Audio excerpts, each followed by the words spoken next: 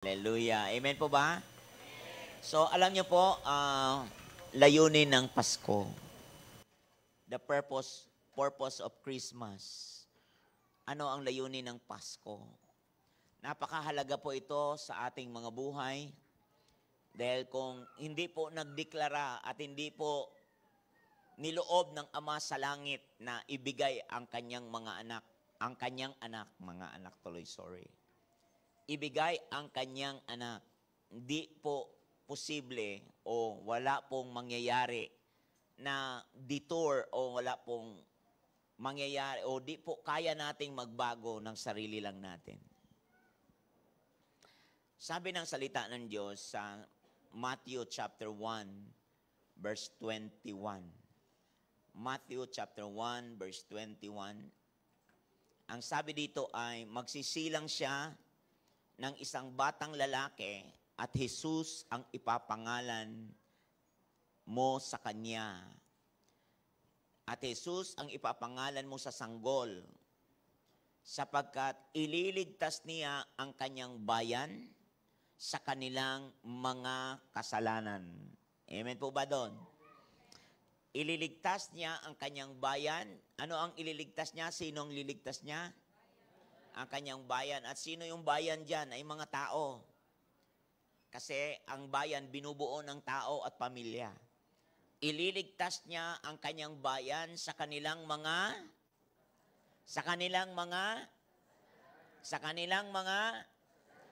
kung wala ang pagsilang ni Kristo Jesus.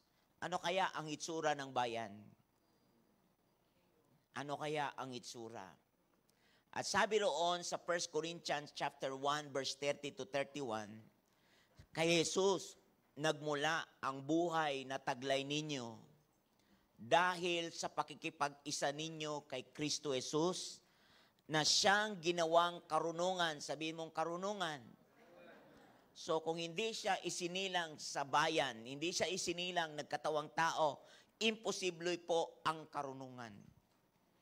Kaya ang dami pong mapurol, ang dami pong liko, kasi hindi po alam unawain. Kapos ang pangunawa. Kapos ang karunungan. Kaya siya po ang ginawang karunungan natin. Sa pamamagitan din niya, tayo'y itinuring na matuwid. So, hindi rin po kaya nating magbago at magpakapatuwid. Pero ang totoo, ang isa pang hindi tinanggal ni Lord ay ang kabaitan ng tao. Hindi nga lang tuwid. Mabait lang, pero hindi tuwid. Ang tawag ay liko. Kaya nga mabait tayo na liko, mabait na makasalanan. Kaya tinawag dito, kaya si Jesus ay siya kanya nagmula ang buhay. Sabi mo, nagmula ang buhay. Na meron tayo ngayon, nataglay natin ngayon, nakalimutan kong guhitan yung buhay na yan. Nataglay natin ngayon. Kaya sabi niya, si Kristo ang ating naging karunungan. Siya ang ginawang karunungan natin. Sinong gustong maging marunong dito? Sinong maging gustong wise dito? Sinong gustong man of wisdom dito?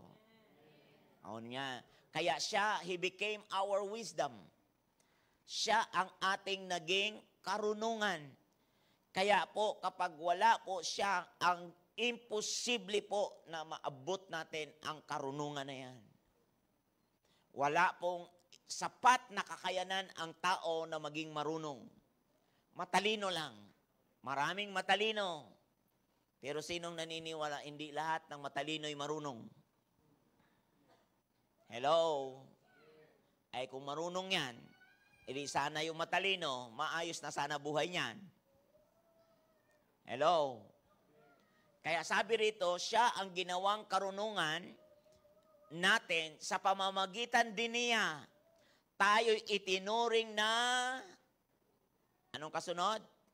Itinuring na matuwid. Tinuring na righteous sa pamamagitan niya. Ang kasunod, ginawang banal. Naging banal, no?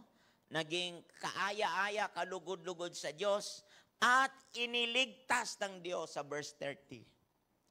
At iniligtas ng Diyos sa pamamagitan ni Kristo Jesus. Di ko ma-imagine kung hindi pinanganak si Kristo Jesus. Saan na kaya tayo? Kaya may kantang, nasaan kaya ako, Jesus, kung wala ka? Di ko na malaman kung saan ako pupunta. Di ba? Maaaring nasa hangin pa ako, di alam kung saan ang tungo. Ang unang verse niyan ay, naglalaro sa hangin ang buhay ko. Pag sinabing naglalaro sa hangin, ang tawag sa iyo ay lutang. Pag naglalaro sa hangin, di ba minsan pag ang anak mo inutusan, hindi nagawa yung inutos mo, simple lang naman. Ano sabi mo sa anak mo? Saan ka ba nakalutang? Hello? Saan ka ba nakalutang? Di mo maintindihan ang aking sinasabi. Kaya kung wala po talaga ang Panginoong Hesus, imposible ho lahat ito. Kaya nga po, ako habang ginagawa ko to, ang dami kong nare-realize na salamat talaga. Salamat sa Diyos. Iniligtas tayo ng Diyos. Kaya nga, sabi sa verse 31, kaya nga tulad ng nasusulat. Basahin natin. Ulitin natin. 1, 2, 3, go. Sabay-sabaw.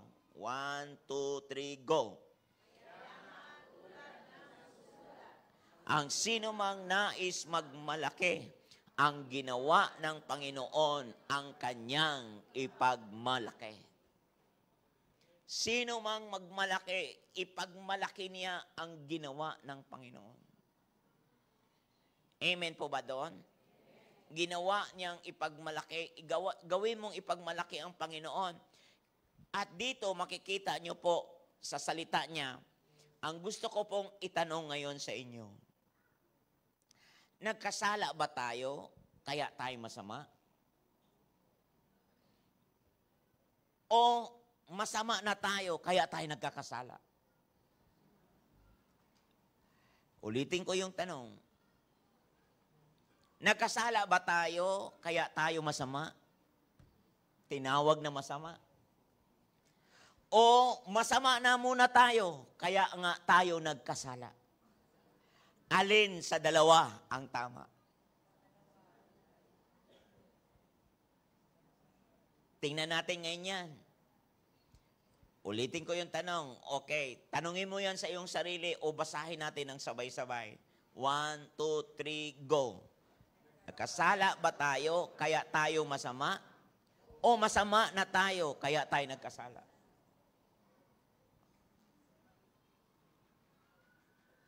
Sunod na tanong. Kumakain ba tayo para mabuhay? O buhay ka na? O buhay tayo, kaya tayo kumakain?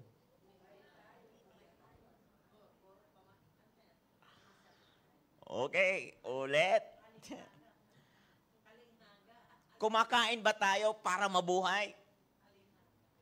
O buhay tayo, kaya tayo kumakain?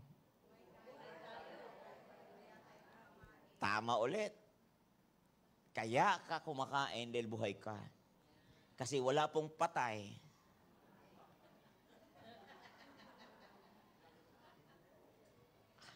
Di ba? Habang ako pinagninilayan ko to, naisip-isip ko, ano ba talaga yung totoo nating kalagayan? Ano ba talaga ang purpose ng Pasko? Kasi pag sinabing Pasko, ano ang una niyong maalala? Ha? Mali na naman kayo.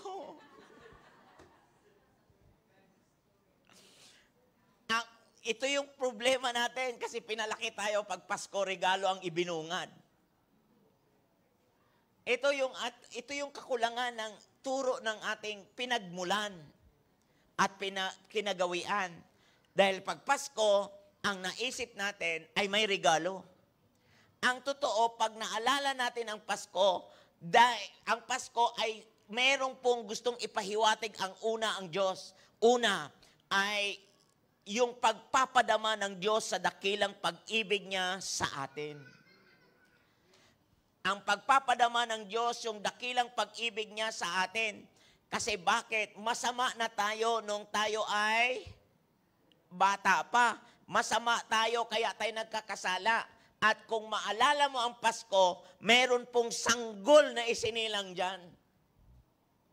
Meron pong sanggol na isinilang dyan. At yung sanggol na yon ay larawan ng pagpapadama ng pag-ibig ng Diyos. Larawan ng kanyang pag-ibig sa iyo at ipinadama ng Diyos ang pag-ibig na yan noong tayo ay mabait na ba? Noong tayo ay matuwid na ba? Noong tayo ay mabuting tao ba o masama na? Now, kung mapapansin nyo, maraming tao ngayon sa kanilang ako magsisimba pag bumait na ako. Pag nabago ko na ang sarili ko, saka ako magsisimba. Pero ano ang totoo? Hindi hinihintay ng Diyos na magbago ka muna. Dahil kahit kailan, hindi ka magbabago. Hindi mo kayang magbago. Liban takutin ka ng doktor na mamamatay ka bukas pag hindi ka tumigil sa bisyo mo.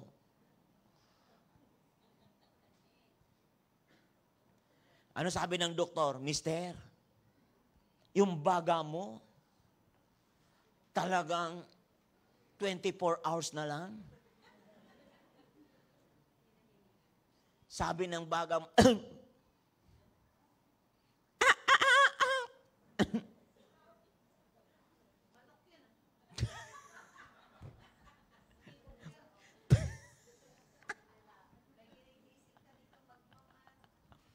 kaya ito po, ang Pasko ay nagpapaalala ng pagpapadama ng Diyos sa dakila niyang pag-ibig niya sa atin.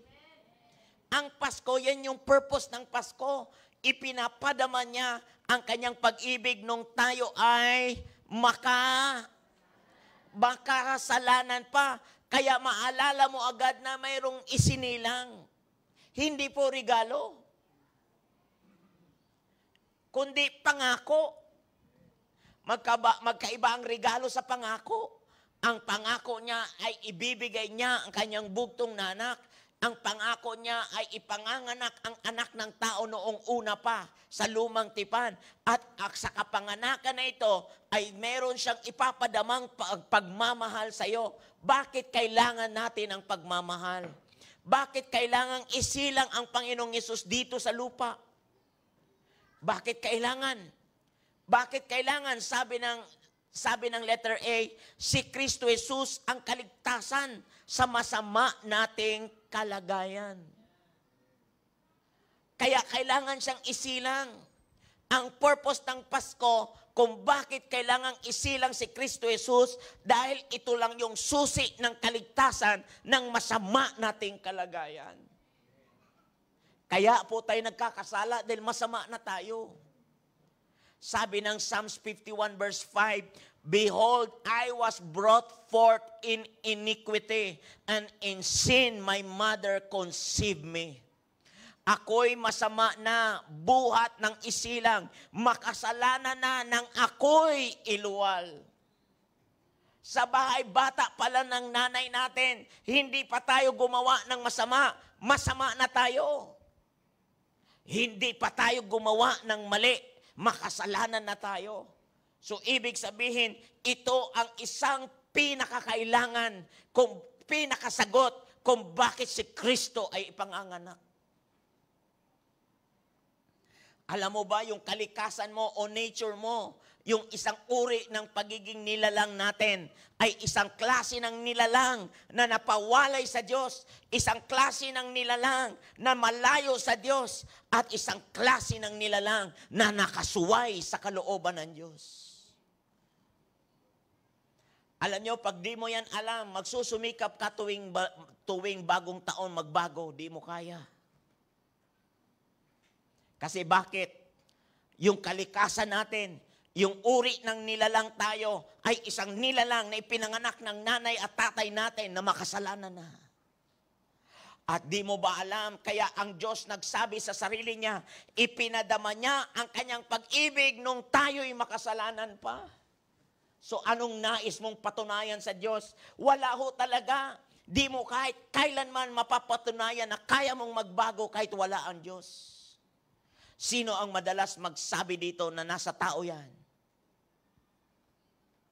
Sinong madalas na nangangatwiran dito na nasa tao yan? Sinong naniniwala sa kantang nasa tao ang gawa, nasa Diyos ang awa? Madalas tayong naniniwala doon. Pero ano ang totoo? Nasa Diyos ang awa, tao ay bibigyan niya ng kakayanang makagawa. Diyos ang magbibigay ng kakayanan sa iyo ng makagawa. Hindi mo natin kayang ipilit na paanong magbago. Dahil bakit kung masasabi yan? Dahil ang tao, nang naisilang siya ng nanay niya, siya ay masama na. Kaya siya nagkakasala hindi dahil siya ay gumawa ng masama, kundi siya ay nagkakasala dahil masama na siya nung una pa. Ibiro mo ba naman sa bahay bata ng nanay mo, masama ka na? So ano ang aasahan mo sa bata pagkapanganak? Anghel? Sino dito nagsasabi sa anak mo nung bata pa yan, ay, ang anghel! Kaya pinangalanan mo ang anak mong si Anghel. Ano ang sikat nating pinag-uusapan pag ipinanganak ang bata? Sino nagsasabing anghel? Alam mo bang binababa mo ang iyong nature? Ang totoo, hindi po ang anghel ay nilalang ng Diyos na kawangis niya. Ang nilalang ng Diyos na kawangis ng Diyos ay tao, hindi anghel. O bakit mo tatawaging anghel ang anak mo kung mas mataas yan kaysa anghel? Bakit mas mataas kaysa anghel? Sapagkat ang tao'y nilalang na kawangis ng Diyos. Siya lang ang tanging nilalang, originally, na nilalang na kawangis ng Diyos. Hindi po ang anghel. Kaya ikaw po ang hinabol ni Satanas sa Garden of Eden. Ikaw ang hinabol ni Satanas. Bakit ka hinabol ni Satanas sa Garden of Eden? Bakit hinabol si Adan sa Garden of Eden? Sapagkat kahit kailan, hindi niya kayang maging katulad ng anghel o hindi niya kahit kailan makagagaya niya na maging katulad ng Diyos. Alam mo kung saan siya nag-aasa maging katulad? Sa tao. At bakit niya inahabol ang tao sa Garden of Eden? Kasi ang tao lang ang nilalang na kawangis ng Diyos. Let us make a man in our own image. So, meron bang let us make an angel in our own image? Wala. Ikaw lang. Kaya nga si Lucifer na anghel, kaya siya nandoon sa garden, kaya inudyukan niya ang ahas na ito ay kanyang habulin ang tao sa garden sapagkat gusto niya na maging katulad ni Adan, hindi katulad ng Diyos. Kasi alam niyang nilalang lang siya. Kaya nga naman, ang nangyari sa Romans chapter 7 verse 8, sabi doon, ngunit dahil sa utos, ang loob ko'y pinukaw ng kasalanan. Kaya kung walang utos, wala pong kasalanan. Alam ng anghel, alam ni Satanas kung bakit ano ang ipinagbabawal ng Diyos. Kaya ginamit ni Satanas ang mga utos na yon para ibalik kay Eva at Adan. Para ang Adan at Eva na to ay muli pong makalabas sa plano ng Diyos. Ano ang utos? Nasa Genesis yan chapter 2. Verse 9 and 17, ang utos ay ganito, pwede mong kainin ang lahat ng bunga ng puno, liban sa puno ng kaalaman ng mabuti at masama. Ang unang utos kung bakit ang kasalanan nakapasok, ay huwag kakain. Nagkaroon ng utos, kaya kung walang kautusan, walang kasalanan. at sino ang nag-trigger, sino ang nagpilipit, sino ang nagbali sa mga utos na yon. Walang iba kundi si Satanas. Ginamit lang ang mga utos na yon laban kay Eva at ang kanyang ginawa din, pinakain kasama si Adan. Kaya nga po, doon pa lang sa Garden of Eden, nagsimula ang kasalanan. Kaya lahat ng mga naging anak ni Adan ay naging anak na makasalanan. Iyan po ang istorya niyan. Kaya nga po, wala pong kakayanan. Kaya nga po sa James chapter 1 verse 15 and 16, ang pagnanasa kapag naitanim sa puso ay nagbubunga ng kasalanan. At ang kasalanan sa hustong gulang ay nagbubunga ng kamatayan. Huwag kayong padaya mga kapatid kung minamahal. Kaya ang bunga ng ang kasalanan ay kamatayan. Kaya lahat tayo ay namatay. Anong klaseng kamatayan ito? Tao ay nahiwalay at nawala ang buhay ng Diyos. Tao ay hiwalay at wala ang buhay ng Diyos. Iyan po ang meaning ng kamatayan. Hindi po tayo namatay physically. Hindi po tayo namatay externally. Tayo po ay namatay internally. Ano ang namatay na internal na kamatayan? Walang iba, kundi ang buhay natin ay na-cut off from the life of God. Kaya walang buhay ang Diyos sa atin. Kaya ang tawag sa atin ay namatay kayo dahil sa inyong mga kasalanan. At dahil sa inyong pagsuway sa mga utos, kayo ay namatay. Napawalay kayo sa presensya ng Diyos. Kaya napakamiserable ang kalagayan ng tao. Kaya ito yung dahilan kung bakit kailangang isilang si Kristo Jesus. Ito ang dahilan kung bakit napakamiserable ang buhay mo. Kahit tapalan ka pa ng pinag-aralan, kahit tapalan ka pa at bigyan ng updated na cellphone, kahit tapalan ka pa ng lahat ng klase ng kayamanan, ang totoo, hindi po yung wala kang kayamanan, hindi po yung wala kang pinag-aralan, hindi po yung wala ka lahat ng bagay. Ang totoo nating pagkalalang, ang totoo nating tunay na katauhan, tayo ay napahiwalay sa buhay ng Diyos at hindi natin kayang buhayin ang ating sarili sa ating paraan. Kaya ang tawag sa atin, naka-default sa buhay natin, ang self-destruction. Gaano kahirap yan? Kaya tingnan mo, hindi garantiya kahit nakatapos ka ng pag-aaral. Hindi garantiya kahit bigyan ka ng napakagandang technology. Hindi garantiya na kahit naman talaga ay nako maraming, there's a way that seems right unto a man, but the end thereof is death. May mga daan sa paningin ng tao ay mabuti, ngunit ang dulo niyan ay kamatayan, sabi ng Proverbs 14 verse 12. Kaya nga po, ang tao di kayang mabuhay kung wala ang Diyos. Kaya nga po, ang tao ay hindi kayang makasunod. Kaya nga po, ang tao, sabi ng Ephesians chapter 4, verse 18 to 19, wala silang pangunawa. Ito po yung totoo nating kalagayan. Ito po yung totoo nating katayuan. Kaya nga po, kung ikaw ay nagsisikap na magbago, bakit hindi mo kaya? Kasi kahit kailan, sabi ng Romans chapter 8 verse 7, kahit kailan, hindi natin kayang sumunod sa Diyos. Dahil wala kang buhay. Ang buhay ng Diyos ay naputol. Tao ay hiwalay at wala ang buhay ng Diyos. Kaya ito yung kailangan na isilang si Kristo Jesus sa sabsaban, na isilang si Kristo Jesus dito sa sanlibutan. Kaya kailangan ang Panginoong Jesus sa buhay natin. Hindi po to relihiyon na papasok ka na lang dahil hindi po relihiyon ang hinahanap ng Diyos. Hindi rin po relihiyon ang itinatayo ng Diyos. Ang Diyos ay nais makipagrelasyon sa iyo. Kasi alam ng Diyos na kawawa ang tao. Alam ng Diyos na kawawang-kawawa ang tao.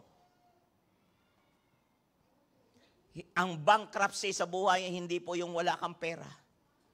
Ang totoong bankruptcy ay ang tao ay na-bankrupt sa presensya ng Diyos. Wasak na wasak ang buhay ng tao.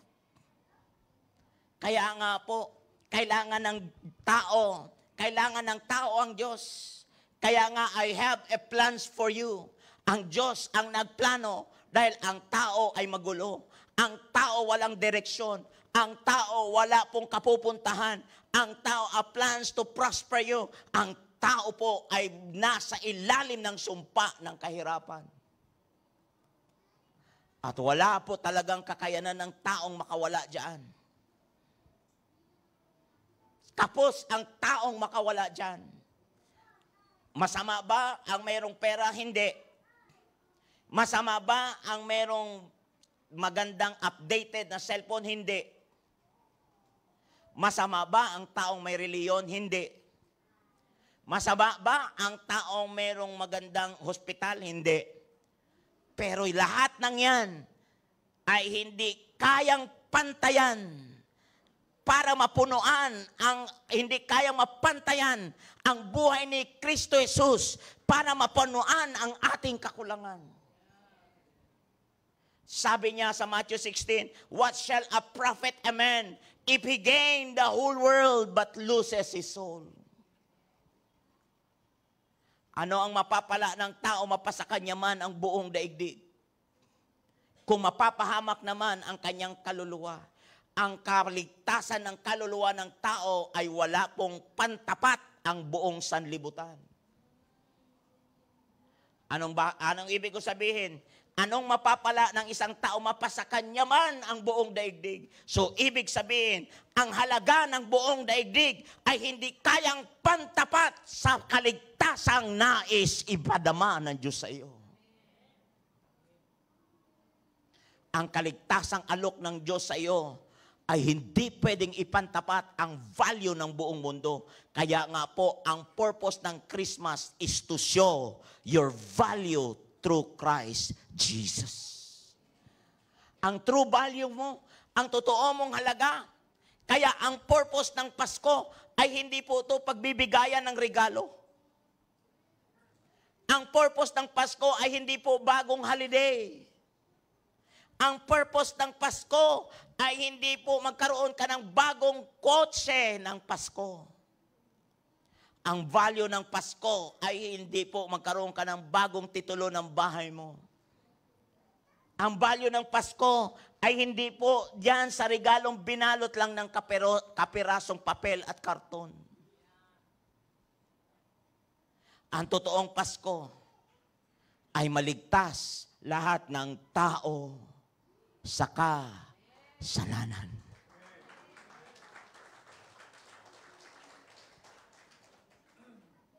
Yan po ang totoong Pasko. Iligtas ang bayan mula sa kasalanan. Bakit ka nagsisimba? Hindi po para lang masama ka, maging kaanib ka sa religion. Bakit ka nagpupunta dito? Hindi lang para makita yung kaibigan mong nabuo na dito sa church. Bakit ka napunta rito? Kasi welcome na welcome ako doon sa church na yon. Isang bagay lang ho yan. Alam mo kung bakit ka napunta dito? Kasi ang Diyos gusto niyang makipagrelasyon sa iyo at nais niyang maligtas ka sa lahat ng iyong kasalanan. Palakpakan natin ang Panginoong Yesus. Kaya sinasabi ng Romans chapter 5 verse 15, basahin natin.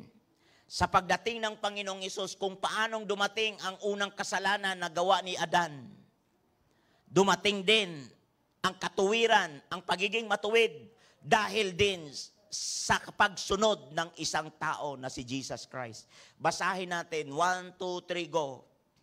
Subalit magkaiba ang dalawang ito. Ang walang bayad na kaloob ng Diyos ay hindi katulad ng kasalanan ni Adan. Totoong maraming tao ang namatay dahil sa kasalanan ng isang tao. Ngunit ang kagandahang loob ng Diyos ay mas dakila. Gayon din ang kanyang walang bayad na kaloob sa maraming tao sa pamamagitan ng kagandahang loob ng isang tao. Sino yon? Sino yon? Wow! Hallelujah! Kung di mo pa ba naman siya sambahin yan? Tama ang kanta. Siya'y sambahit, dinggin ang awit ng langit. Di ba? Gabing banal. Bakit ginawang, may banal bang gabi? Kaya naging marangal at magandang gabi yon kasi may ipinanganak na bata. Huwag naman natin gawing anting-anting kung gabi lang ako kinatagpo ni Lord. Kaya naging banal yung gabi na yon, hindi dahil ang gabi ay banal, kundi dahil dumating si Kristo Jesus, dahil ipinanganak sa araw na yon, sa sabsaban na yon, kung paanong ipinanganak ang kasalanan sa pamamagitan ni Adan, at namatay ang lahat sa pamamagitan ng unang Adan. Mga kapatid, dumating din ang buhay na walang bayad, kaloob ng walang bayad, at sa pamamagitan ni Kristo Jesus ay dumating ang iyong kalayaan. Palakpakan natin ang Panginoong Jesus. Hallelujah!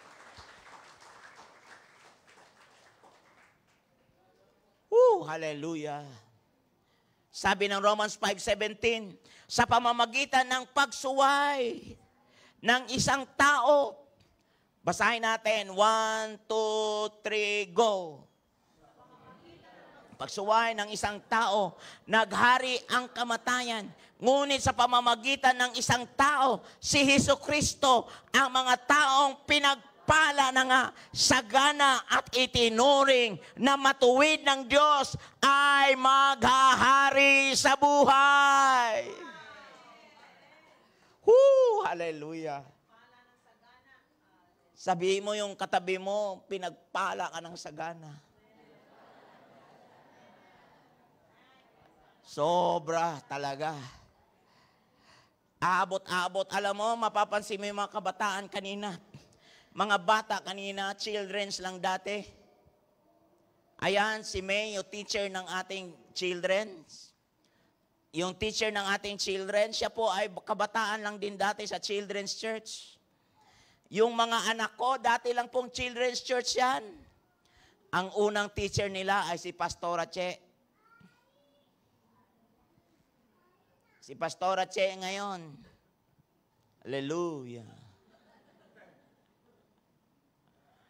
Ang mga anak namin, ang kanyang mga tinuturuan, ngayon mas matangkad na sa kanya. Hallelujah. Kaya pag tumingin siya sa mga tinuruan niya, nakatingala na siya. Kaya nakapag-asawa siya nang nakatingala siya. Kaya pinagpala si Pastora. Yung mga choir dito, mga tinuruan niya lang yan. Hindi.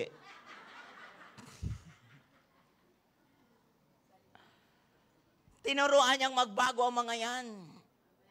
Makilala si Kristo. At naging masagana ang mga kabataan. Kaya mga kapatid, tayo ay maghahari sa buhay. The word reign in life. O maghahari sa buhay, the word reign. To reign means to rule as a king. To reign means to walk in authority and power. To reign means victory over personal sin. To reign means habits and negative attitudes, struggle, pressure and difficulties. Ikaw ay maghahari laban sa lahat ng mga yan. Ikaw ay magiging hari sa buhay. Hari sa buhay. Ikaw ay talagang meron kang tinatawag na Meron kang immune system. Meron kang isang system sa iyong katawan na nagre-resist sa lahat ng kalikuan. Sa iyong katawan ay nagsasabing, I don't like you and I like Jesus. Sa iyong katawan may nagsasabi na salita na I am a winner in life. I am the winner in life. Ako ay winner sa buhay na ito. Hindi po ako laging talunan. Hallelujah. Sa iyong ginagawa, yung susi na meron ka, you have the power to believe and receive. Meron kang susi, kapatid. Dahil kay Kristo Jesus, meron kang susi. Taglay-taglay mo ang susi ng kaligtasan personally to take hold for oneself. Personally, meron ka ng, kung dati ay self-destruction ka, mayroong self-destruction dahil sa kasalanan. Ngayon, meron kang self-construction. Self-formation. Kaya mong iporma ang sarili mo. Dito magsisimula na nasa tao yan, nakaisa ang Diyos. Nasa tao yan, nakaisa ni Kristo Jesus. Amen po ba? Kaya dito, sabi ng Romans chapter 10, verse 9, kung ipapahayag, sabi mo sa iyong pabasa mo ngayon, basahin mo ngayon yan. 1, 2, 3, go. Papahayag ng iyong bibig na si Jesus ay Panginoon at buong puso kung sasampalataya na siya ay muling binuhay ng Diyos, maliligtas ka. Pakinggan mo to. Ilan sa atin na laging confess ng kasalanan?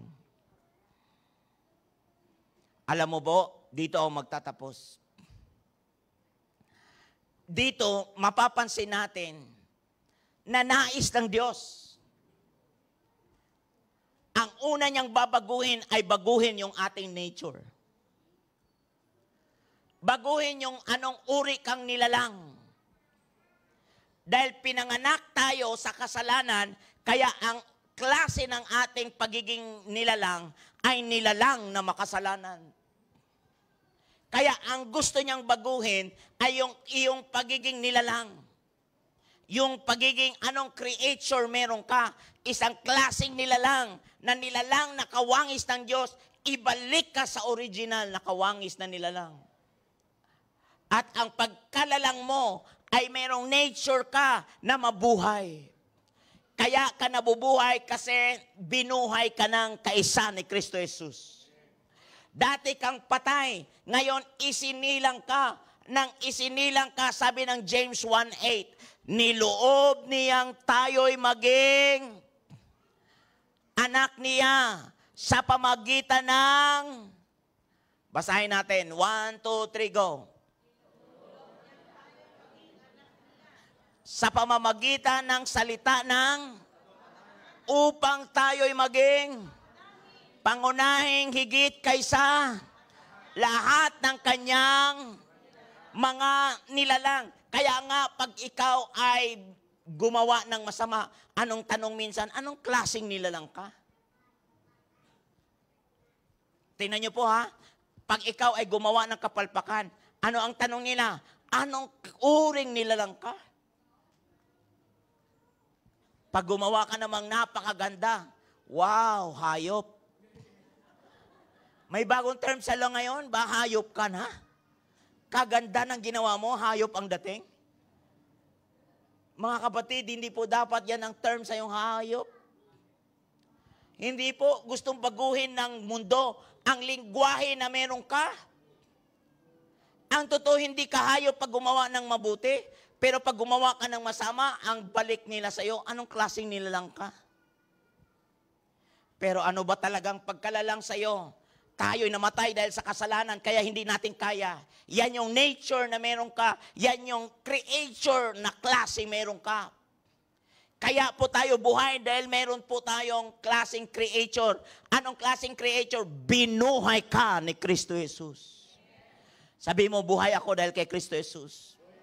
So mula sa patay sa kasalanan, binuhay ka dahil kay Kristo Jesus. At nang binuhay ka dahil kay Kristo Jesus, nagbago ang iyong confession. Now tanong, Bago ko pala magtanong, sorry. Sabi ng 1 Peter 1:23, basahin natin. 1, 2, 3, go. Sapagkat muli kayong isinilang, hindi sa pamamagitan ng binhing nasisira, kundi sa pamamagitan ng buhay at walang kamatayang salita.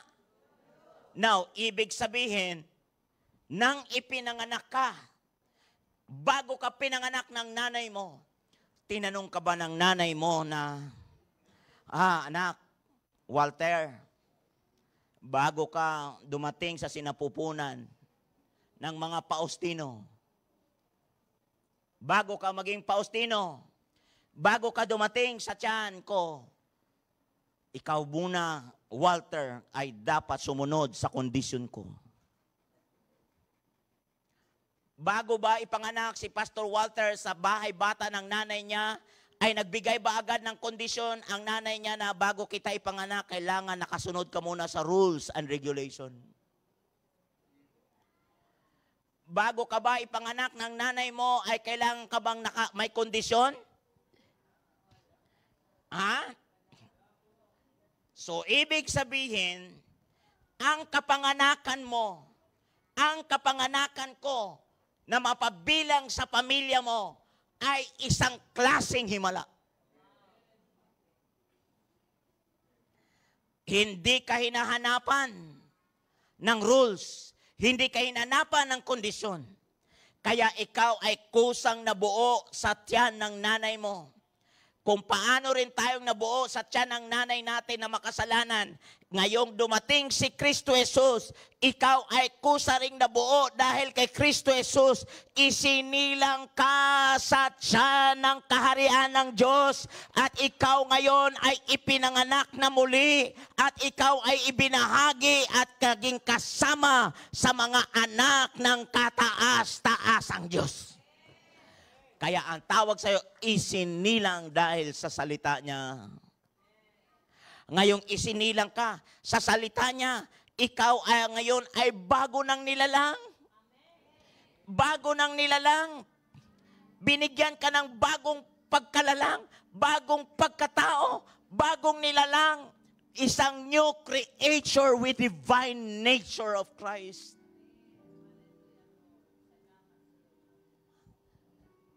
Pero ang lagi natin popular, if you confess your sin. Bakit hindi mo i-confess si Jesus in your mouth that He is your Lord? Alam mo kung bakit? Because the abundance of the heart, the mouth speaks. Kung nabago ang nature mo, kung nabago ang pagiging nilalang mo, at nilalang ka ngayon, nakawangis, isinilang ka ngayon sa salita ng Diyos, nakawangis ni Kristo Jesus. Hindi ka hinanapan ng anumang kondisyon. Kaya, ang ginawa ng Diyos, ipinadama ang kanyang pag-ibig nung ikaw ay makasalanan pa. Alam mo ba, lagi nating popular na sinasabihin kung aaminin mo ang iyong kasalanan? Alam mo, makinig kayo. Susundan ko to sa inyo. Tingnan niyo to. Alam mo ba, nung si Isaiah, nakita niya ang liwanag ng Diyos. Nung si Isaiah ay nakita niya ang kagandahang loob ng Diyos. Nung si Isaiah nakita niya ang kalikasan ng Diyos. Alam mo bang si Isaiah, sa kanya nasabi na, Lord, marumi ang dila ko. Nang makita niya ang liwanag ng Diyos, inihayag ng Diyos kung anong larawan meron siya. Ipinahayag ng Diyos kung anong klaseng nilalang siya nang makita niya kung sino ang Diyos. Alam mo, bakit di mo basta-bastang nakitang hubad ka at marumi ka? Dahil hindi mo nakita sino talaga si Jesus sa iyo.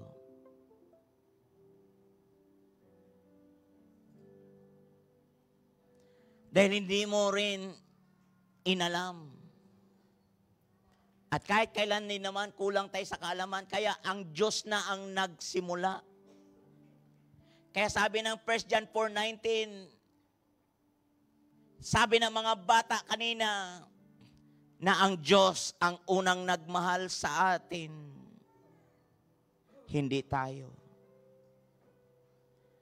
Kasi anong bang hahanapan na pagmamahal? Wala nga tayo sa presensya niya. Kaya ang unang ginawa ng Diyos ay binago ang ating pagiging nilalang. Kung nilalang tayo na isinilang na makasalanan, pinalitan ang ating pagiging nilalang. Isinilang tayo sa presensya ng Diyos muli at binigyan tayo ng bagong pagkatao. Kaya ang ating bagong pagkatao ngayon ay hindi mula sa ating mga gawa. Ang ating bagong pagkanilalang ngayon ay hindi dahil sa ating pagsisikap, kundi ang pagbabago natin ngayon ay dahil sa isinilang tayo sa napakagandang binhi ng salita ng Diyos na hindi nasisira at hindi nanluluma. Kaya ibinilang tayong mga anak niya dahil sa kanyang anak na si Kristo Jesus. At nang makita natin ang Panginoong Hesus, nasabi natin, Lord, marumi ako. Kaya sabi ng 1 John 3:2, sabi niya doon, mga minamahal, basahin natin, 1, 2, 3, go. Mga minamahal, mga anak na tayo ng Diyos ngayon, ngunit hindi pa nahahayag ang magiging kalagayan natin. Ngunit alam natin, sa pagdating ni Kristo'y tayo'y magiging katulad niya. Sapagkat makikita natin kung sino talaga siya. Tanong, ano ba talaga ang unang babaguhin ng Diyos?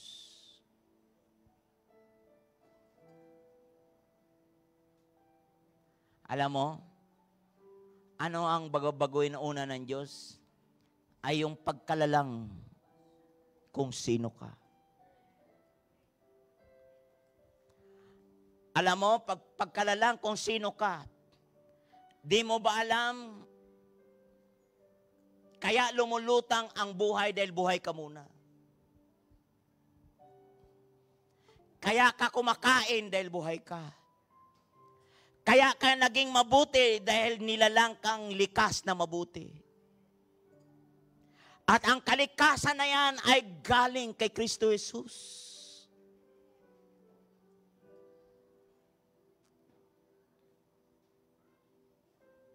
At kapag nakita mo yan, pinaniwalaan mo yan, tinanggap mo yan, sabihin ko sa iyo, doon mo makikita, kagaya ng nakita ni Isaiah, Lord, napakarumi ko. Nasalamin niya kung gaano kabuti ang Diyos. At nakita niya ang sarili niyang, wala akong magagawa, Lord, kung wala ka. Pakinggan niyo pa itong ilustrasyon na ito. Yang liwanag na yan.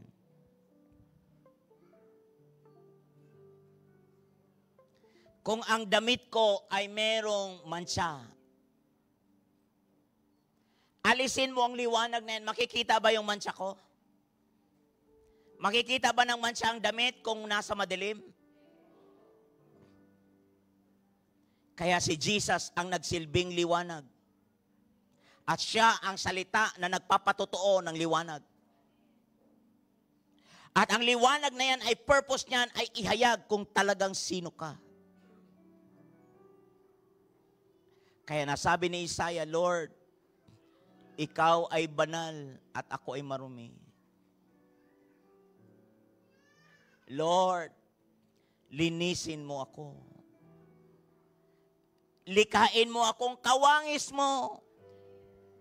Kaya sabi ni David, create in me a clean heart and renew a right spirit within me. Bakit di mo pangarapin ang 2025 na Lord, renew my spirit? Restore unto me the joy of my salvation.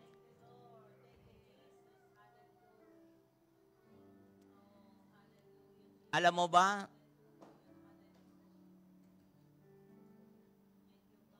ang matinding maraming nawala sa taong binago ng Diyos at niligtas ng Diyos ay kagalakan. Ang kagalakang maglingkod. Mga minamahal, anak na tayo ng Diyos. Sabi dito, mga minamahal, anak na tayo ng Diyos dahil sa kagandahang loob ng Diyos. Tayo ay naligtas. Hindi naman naalis ang kaligtasan. Sabi ni David, nung magkasala siya, Lord, restore unto me the joy of my salvation and renew a right spirit within me. A pure heart, that's what I long for. A heart that follows hard after thee. A pure heart, that's what I long for. A heart that follows hard after thee. Tayo po'y tumayo. A heart that has your words, so that sin will not come in. A heart that's undivided, and once you rule and reign. A heart that beats compassion, that pleases you, my Lord. A sweet aroma of worship that rises to your throne. A pure heart, a pure heart, that's what I long for. A heart that follows hard after thee.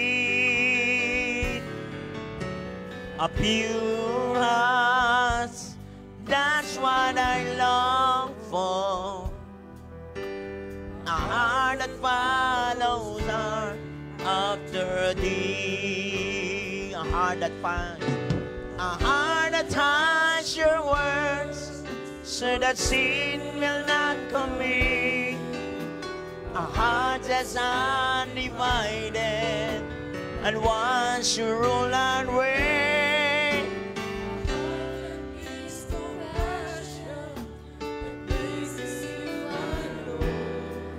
As with aroma worship rises to your throne. Pusong dalisay, pusong dalisay, ang aking nais. Nalikhain mo, Diyos, para sa akin. Pusong dalisay, ang aking nais. Nalikhain mo, Diyos, para sa akin. Isang pusong tapat, isang pusong tapat, sa'yo'y nagmamahal. Isang pusong sa'yo'y walang alinlangan.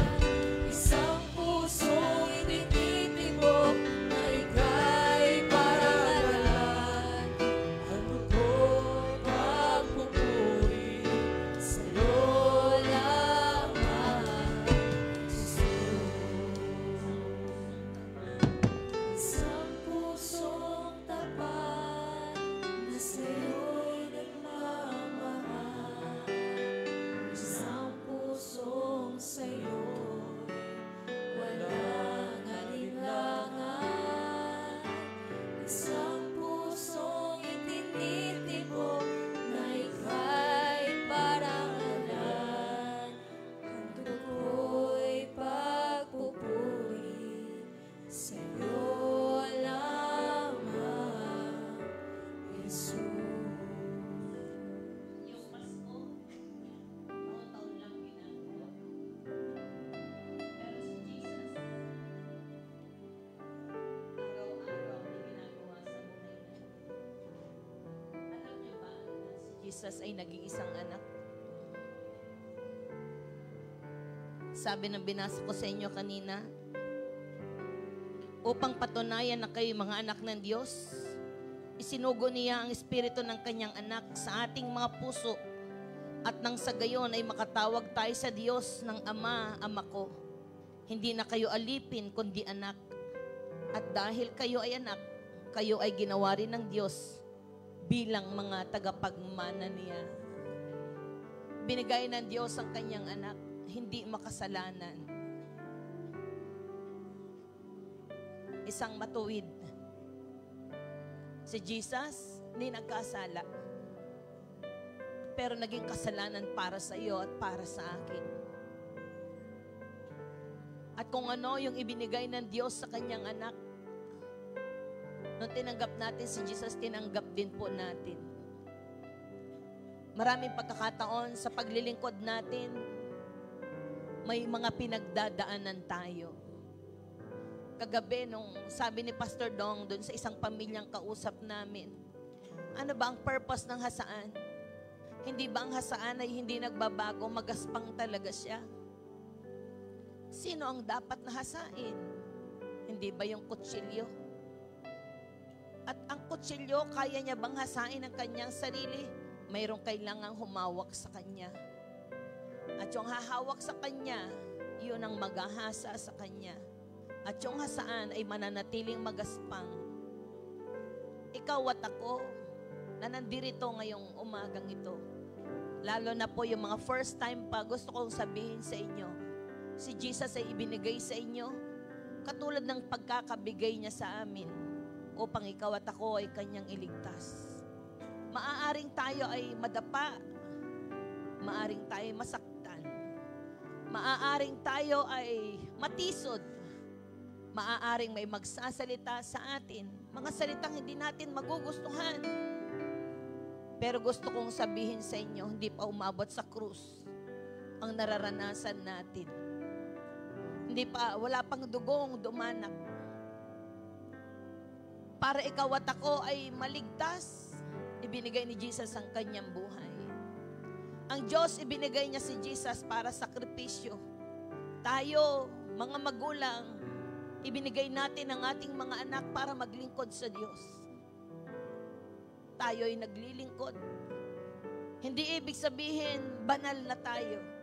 Hindi ibig sabihin, lahat tayo ay karapat-dapat na. Kaya nga sabi, di ba, die daily. Mamatay sa sarili araw-araw. Itong Paskong ito, paalaala sa ating lahat. Tayo ba'y magpapatuloy o tayo aatras?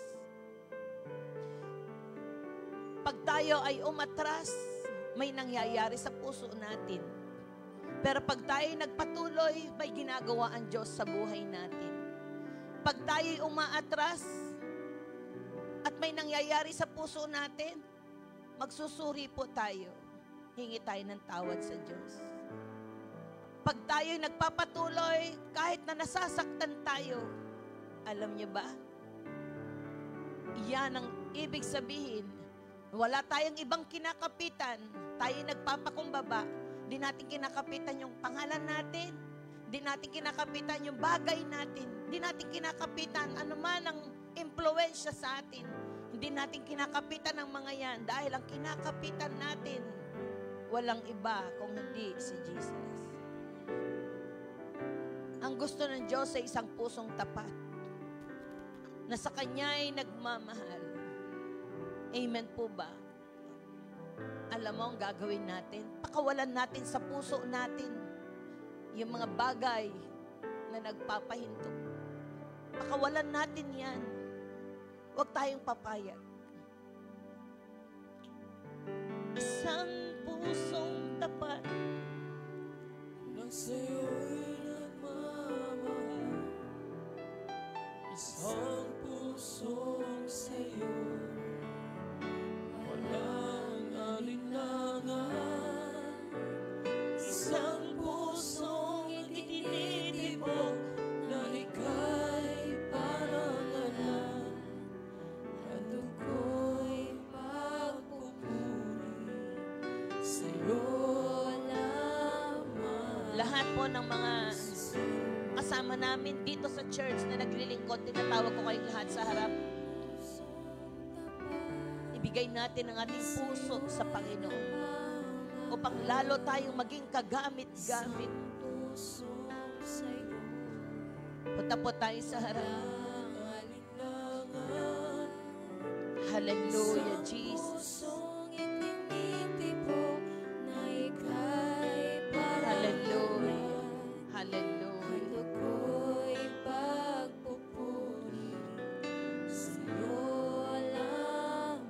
Isang pusong tapat. Hallelujah. Isang pusong tapat na sa'yo'y nagmamahal. Amen. Isang Sa lahat po ng mga nanonood ng live sa'yo, Facebook, samahan kayo ng Panginoon. walang alinlangan. Maging ang lahat ng nasa multimedia, dito po tayo sa harap. Wala nang live, mga anak. Maging ang lahat ng nasa ushering, nasa marshal, worship team, dito tayo lahat anak sa baba.